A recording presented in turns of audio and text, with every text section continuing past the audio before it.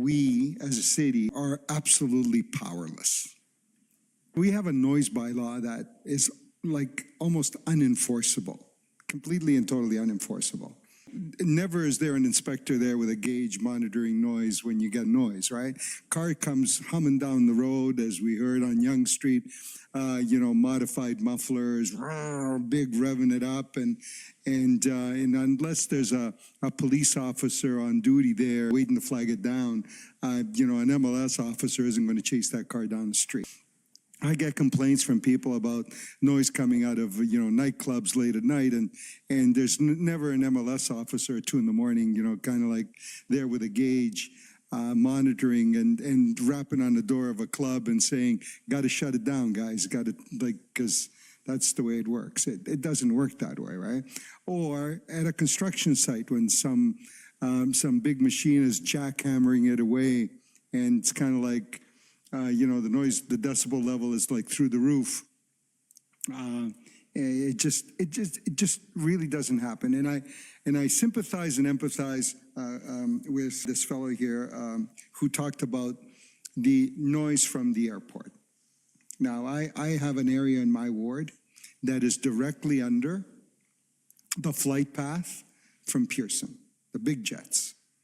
And the big jets kind of like take off and are about to land, and it's kind of like just come over your home or where you live, and they come over at a level where at a frequency of like every 90 seconds or something, where the sound is and the vibration from the aircraft is, you really feel it, and it starts like early in the morning when those first flights come in and the first flights land, until like very late when the last ones, and I get it.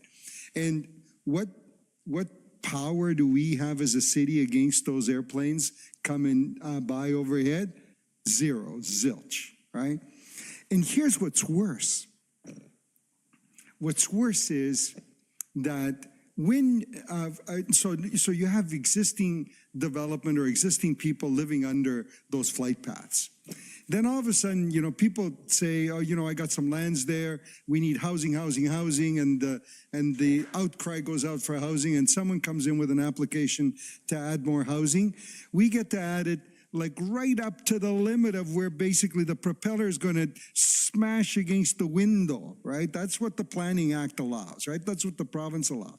So you can now build, a building basically right up to where the wing doesn't take the roof off the building, right? And you feel the propeller. And you know what the mitigation is for that? Where we're going to get new people to live right under the flight path, right under the propeller every 90 seconds when the plane comes by. The mitigation is, I don't know, some construction thing you got to put in your window that's somehow is going to dampen the sound. Well, it ain't going to dampen the sound. I tell you this, I have a development in my area there, right up against the 400 highway. Was just allowed some years ago before I became the councillor for the area. And I got to tell you, when you go knock on someone's door there, whose door is facing the highway with no mitigation, no sound barrier, no wall, no trees, kind of like absorbing that sound coming off the highway, you can't carry on a conversation with that resident through their door. Because the sound is absolutely deafening, along with all the particulates that are coming off the highway blowing into someone's living room. So someone needs to do something about this stuff somewhere with real authority, because we're putting people at risk through our planning rules, through our non-enforcement capacity, and all of those other things. And it's really disheartening to hear all of that here this morning. It brings it all back to life. I had a conversation with a couple of the deputants that spoke at the last meeting of which Mr. Bettini was one, and challenged them to a course of action. And they went away and thoughtfully came up with a course of action, and it's reflected in the motion you have before you today, somewhat. And the motion you have in front of you also has public health staff input. which they were very diligent in vetting, and I want to thank them for the work related to that. As you know, Mr. Chair, the airport obviously is a big, pollution producer.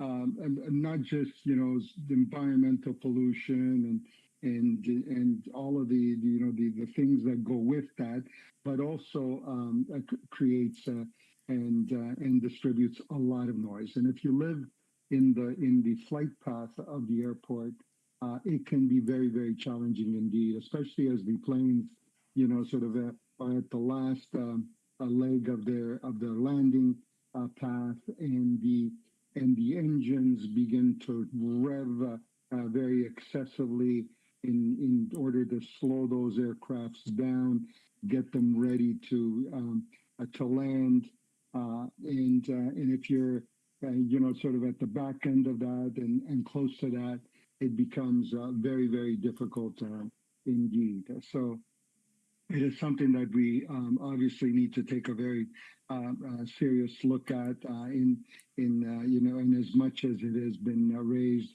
And you can imagine, every 70, 80, 90 seconds or so, or every 120 seconds, a plane coming overhead, and you can't hear yourself in a conversation. You can't really hear yourself think, and it's very, very problematic. So you have that motion in front of you today.